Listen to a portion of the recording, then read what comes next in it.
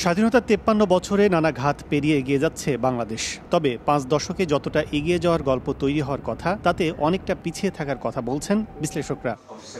বৃহস্পতিবার টিসিবি ভবনে foreign trade institute আয়োজিত বাংলাদেশের বাণিজ্য নীতির বিবর্তন, বর্তমান অবস্থা ও ভবিষ্যৎ নির্দেশনা বিষয়ক এক সেমিনারে বিভিন্ন বিষয় তুলে ধরেন সরকার প্রতিনিধিরা। এতে মূল প্রবন্ধে পিআরআই এর চেয়ারম্যান জাহিদ সাত্তার বলেন, মেশিনারি যে আধুনিকায়ন না হলে বিশ্বায়নে পিছিয়ে পড়বে বাংলাদেশ। বাণিজ্য সম্প্রসারণে দরকার ব্যবসা বান্ধব নীতিমালা। 3.5 মাসের import cover is not enough. Stabilising the foreign exchange reserve is not enough. At least 5 মাস না গেলে this foreign exchange reserve is not what you call comfortable zone. So এটা করার জন্য এক্সপোর্টকে আমাদেরকে আরো রোবাস্ট করতে হবে। সেমিনারে এনবিআর চেয়ারম্যান বলেন, অভ্যন্তরীণ বাজার যদি লাভজনক হয় তাহলে আপাতত রফতানি চিন্তা না করাই উত্তম।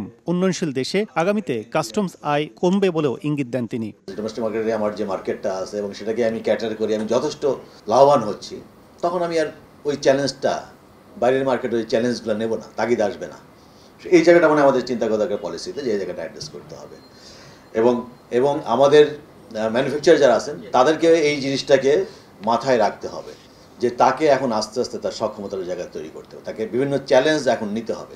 বাণিজ্য সম্প্রসারণে বাংলাদেশ এই মুহূর্তে ২৬টি দেশের সাথে এফটিএ নিয়ে কাজ করছে জানিয়ে বাণিজ্য প্রতিমন্ত্রী বলেন, বিদেশি বিনিয়োগ নিয়ে আসার চেষ্টা থাকলেও সাড়া মিলছে না। ট্যারিফ পলিসির সাথে লজিস্টিক পলিসিও পরিবর্তন করার কথা জানান প্রতিমন্ত্রী। ভিয়েতনাম যেভাবে এফটিএ করে দেশকে অগ্রগতি করেছে, আমরা ফরেন ডাইরেক্ট ইনভেস্টমেন্ট প্রমোট করছি, বাট সেই রকম আশানুরূপ সাড়া আমরা পাচ্ছি না।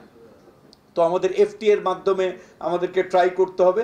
আর সবচেয়ে ইম্পর্টেন্ট আমি বলবো যে for me to take home global value chain, এইটা কিভাবে বাংলাদেশকে ইন্টিগ্রেট করতে পারি আমরা, বিশেষ করে মানে আমরা সবাই জানি বে of Bengal is our biggest resource.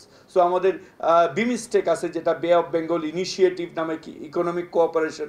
So এটা কিন্তু একটা ইম্পর্টেন্ট মানে ইনস্টিটিউশন হিসেবে কাজ করতে পারে, যে আমাদের এই যে বে অফ বেঙ্গলের যে কানেক্টিভিটি, এই মুহূর্তে আমরা শুধু বাংলাদেশকে কিন্তু আমরা বাংলাদেশ মার্কেট হিসাবে দেখি না এবং দেখা উচিত না।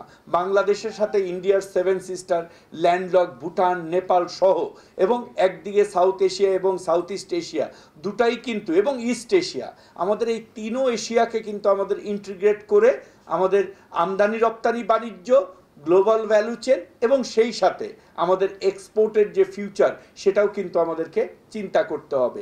সেমিনারে বক্তব্য শেষে সম্প্রতি এক কাস্টমস কর্মকর্তার ছেলের ১৫ লাখ টাকার কোরবানির ছাগল কেনার বিষয়ে জানতে চাইলে কোনো উত্তর দিতে চাননি এনবিআর চেয়ারম্যান। এখন প্রশ্ন জবাব দেবো না তো। কাজল আব্দুল্লাহ, সময় সংবাদ, ঢাকা।